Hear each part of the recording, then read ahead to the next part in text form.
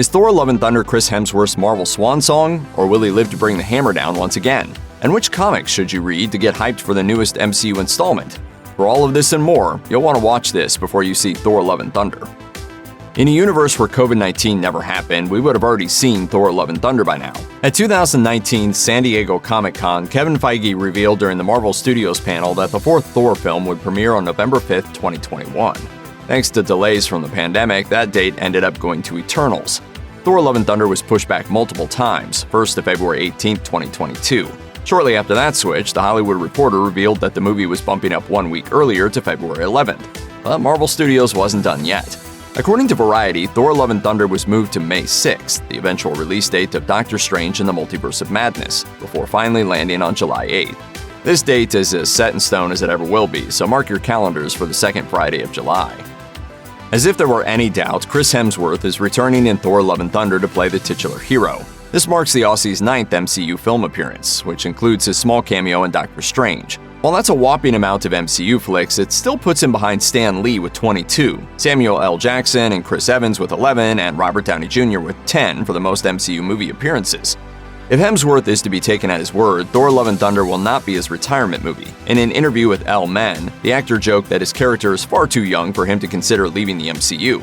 Are you crazy? I'm not going into any retirement period. Thor is far too young for that. He's only 1,500 years old. It is definitely not a film that I say goodbye to this brand. At least I hope so. We don't think anyone would be disappointed to have Hemsworth stick around in the MCU for as long as possible. While Chris Hemsworth's return in Thor: Love and Thunder is to be expected, the announcement that Natalie Portman would be returning to the MCU in the film was more of a shock. The news of the actress's return came during the Marvel Studios panel at San Diego Comic-Con in 2019. While on stage, director Taika Waititi introduced Portman to the Hall H crowd, saying that she was the only person who could play the female Thor in Thor: Love and Thunder. Portman's last MCU appearance came in Avengers Endgame, although she never actually showed up to the set during the production of that movie. For her appearance there, old footage of Jane Foster was recycled from Thor: The Dark World. That movie, Thor's first sequel, marks the last time Portman filmed for Marvel Studios, as she did not appear in Thor: Ragnarok. Her absence in that film is briefly explained in an offhand reference. Sorry to hear that Jane dumped you. She didn't dump me, I dumped her. It's a mutual dumping. Variety reported the off-screen reason was that Portman was disappointed with Thor: The Dark World and less than happy when original director Patty Jenkins left the project. Regardless, the past is the past, and presumably money talks. Regardless of how they got her there, Portman is back and better than ever in Thor: Love and Thunder. Thor: Love and Thunder will be Tessa Thompson's third go-round as Valkyrie, after debuting in Thor: Ragnarok and fighting at the Battle of Earth in Avengers Endgame. The last we saw of Valkyrie was after Thanos was defeated in the fourth Avengers film. She says goodbye to Thor, who informally declares her the new king of Asgard. At the Marvel Studios panel at San Diego Comic-Con in 2019, Thompson revealed that one of Valkyrie's first orders of business would be to find her queen. This makes Valkyrie's return in Thor: Love and Thunder all the more important. Thompson noted her excitement about this plot point when catching up with The Wrap earlier this year. The actor said, "We talk so much about representation, and obviously, in terms of the LGBTQIA community, there's still so much work to be done. Unfortunately, there's not a lot of time invested in love stories in Marvel movies in general. I think that will be a little different on the new Thor, which is exciting." In January 2020, Collider reported Christian Bale was in talks to join Thor: Love and Thunder. 11 months later, Marvel Studios confirmed on Twitter that the Academy Award winner would be portraying the villainous comic character Gorr the God Butcher. The actor has stayed silent on his role in the upcoming film, which has only heightened the mystery of his character. Taika Waititi had some interesting comments regarding Bale's Gorr, however. He told the Associated Press, "In my humble opinion, we have probably the best villain that Marvel's ever had in Christian Bale." While the news of Bale joining an MCU project might have seemed shocking to some fans, the actor's resume proves he won't shy away from a superhero flick. The actor famously played Batman in Christopher Nolan's highly praised Dark Knight trilogy from 2005 to 2012. Bale was lauded for his portrayal of the Caped Crusader and Bruce Wayne. It's not who I am underneath, but what I do that defines me.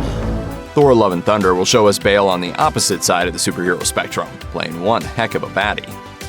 Specific plot points of Thor: Love and Thunder are being kept under wraps, but we can make some educated guesses about what might happen in the film based on the Marvel Comics lore.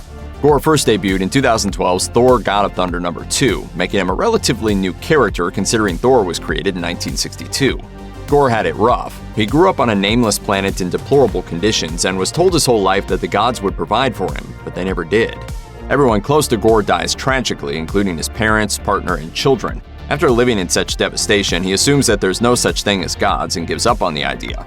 One day, he comes across two of them battling when they land on his planet. Knowing they're real, he makes it his mission to destroy every last one of them. He successfully kills many and battles Thor on several occasions, but this is where it gets interesting. Gorr can travel the time stream thanks to obtaining the blood of the time gods. This allows him to battle different Thors all across the time stream, which makes Gorr a pretty intimidating threat for any number of Thors to face in the new film.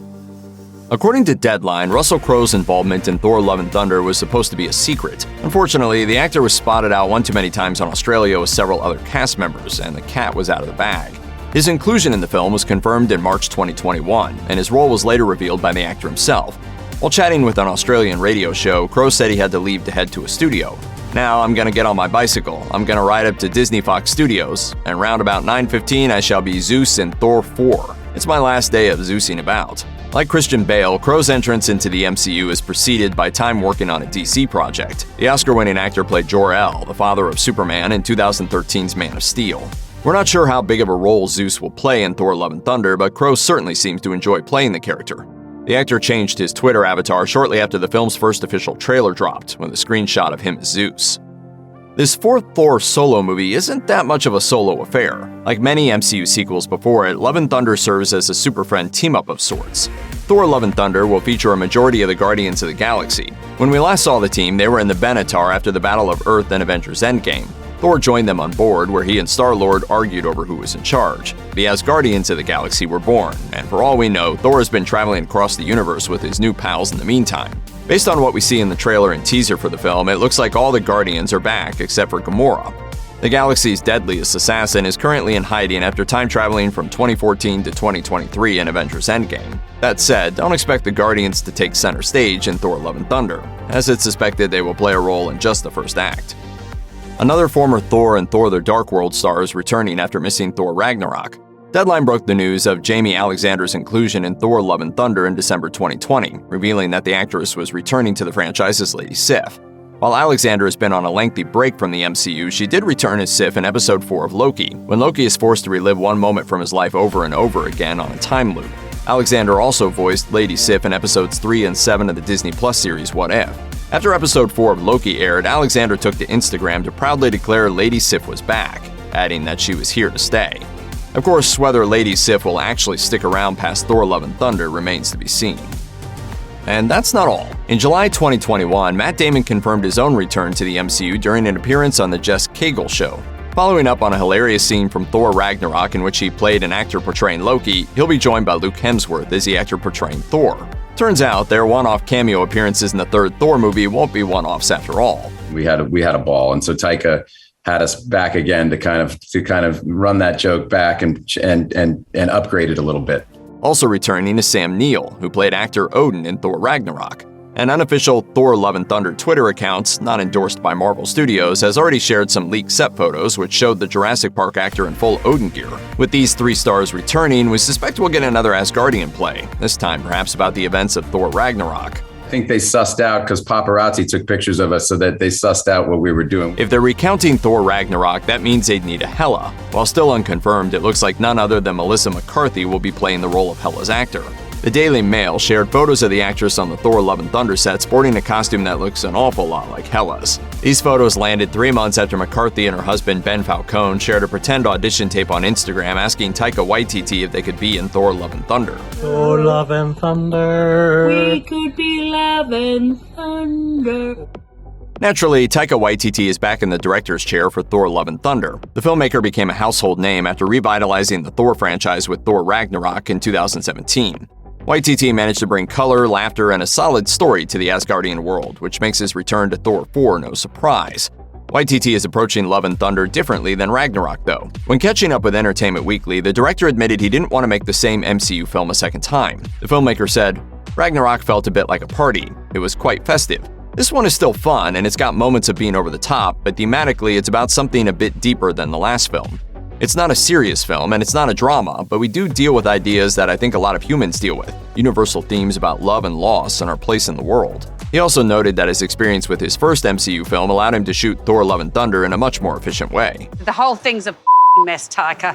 Waititi also returns in the film as Korg, the lovable Cronin we met on Sakaar in Thor: Ragnarok. some sort of protoplasm, all the stuff that's coming out of you, or are they eggs? Looks like eggs. The first Thor Love and Thunder teaser dropped in April 2022 and briefly touched on what's been going on with Thor since we last saw him. We got a brief shot of Bro Thor with his massive beer belly exercising with chains while sporting a Strongest Avengers trucker hat. It looks like he sheds the weight with ease, as the rest of the teaser shows him in tip-top shape.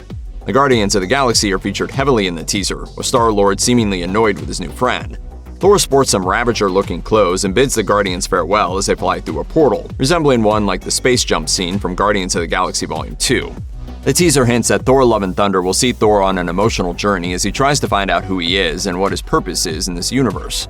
It looks like most of the characters are on a path to self-discovery, including Valkyrie, who seems rather bored with her leadership role in New Asgard. The peaceful vibes of the teaser are disrupted at the end when Jane Foster claims Mjolnir, and we get our first look at Mighty Thor before the clip abruptly ends. A month later, Thor Love and Thunder got its first full trailer. With 45 seconds more of content, there was a lot to unpack. While the teaser was light and airy, the trailer was a tad darker as it gave us the first look at Christian Bale's menacing villain, Gorr the God Butcher.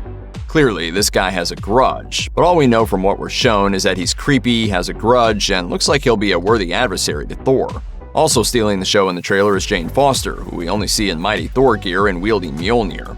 Thor is totally shocked to see his ex-girlfriend show up out of nowhere, let alone holding his beloved hammer, and it's clear there are still feelings between the two. Valkyrie picks up on this and questions Thor about what's going on between them.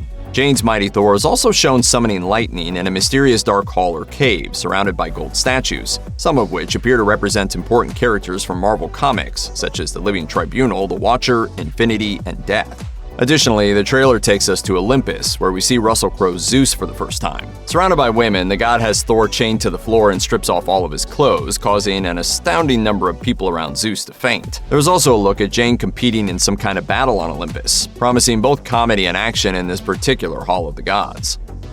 During the Thor Love and Thunder panel at San Diego Comic-Con in 2019, Taika Waititi revealed that the new movie is inspired by the Mighty Thor comic storyline from 2015. Written by Jason Aaron, the story follows Jane Foster as she becomes the Goddess of Thunder after wielding Mjolnir. Tragically, Jane also has breast cancer at this time, and every time she holds a hammer and transforms, the chemotherapy is eradicated from her body. However, Mjolnir will not eliminate the cancer from her system, meaning she significantly risks death by continuing to wield the hammer. Despite knowing that her heroism could lead to her death, Jane transforms into the Goddess of Thunder one too many times, and she ultimately dies after defeating Asgardian threat Mangog. However, after her death, Jane refuses to go through the gates of Valhalla and is resurrected by Odin. She returns to Earth, and her cancer eventually goes into remission. Could this mean a surprise appearance by Anthony Hopkins? Odin might be gone in the MCU, but if he meets Jane at the gates of Valhalla, anything is possible. Jane's cancer storyline may have been confirmed for Thor Love and Thunder thanks to the description of a replica Thor helmet that's part of the official merchandise for the film. The Direct picked up on this subtle leak as the helmet's description reads, "Suffering from cancer, astrophysicist and Thor's ex-girlfriend Jane Foster visited New Asgard and her life was changed forever." The Marvel Cinematic Universe timeline is a fickle little sucker that is more confusing now than it's ever been, but whenever a new MCU project comes around, we have to figure out where we're supposed to jam it in. Thanks to the time jump in Avengers Endgame, the actual Earth that we live on doesn't quite match up with the dates in the MCU. As we reside in 2022, Earth's mightiest heroes are living somewhere in 2024 or 2025. However, it might be easier to pin Thor Love and Thunder on the timeline based on what we see in the trailer. Thanks to the appearance of the Guardians of the Galaxy, we can assume Thor Love and Thunder takes place shortly after the events of Avengers Endgame, when Thor left Earth and the fledgling New Asgard to go on an adventure with the spacefaring team. A lot of Phase 4 MCU films happen simultaneously, so Thor Love and Thunder could very well be occurring during the same time as films like Shang-Chi and the Legend of the Ten Rings or Eternals.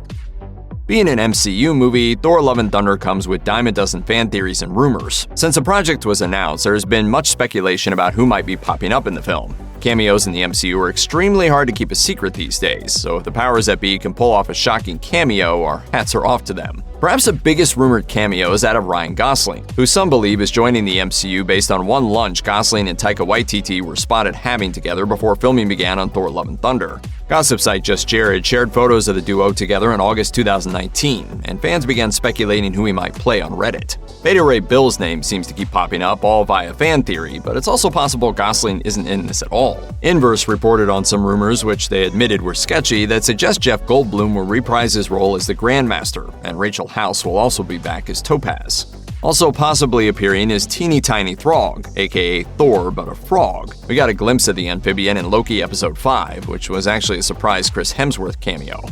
Speaking of Loki, what about Tom Hiddleston? We haven't heard anything official. Even though he seems to be dead in the timeline Thor Love and Thunder takes place in, you can't count out the God of Mischief. After all, there are so many of them.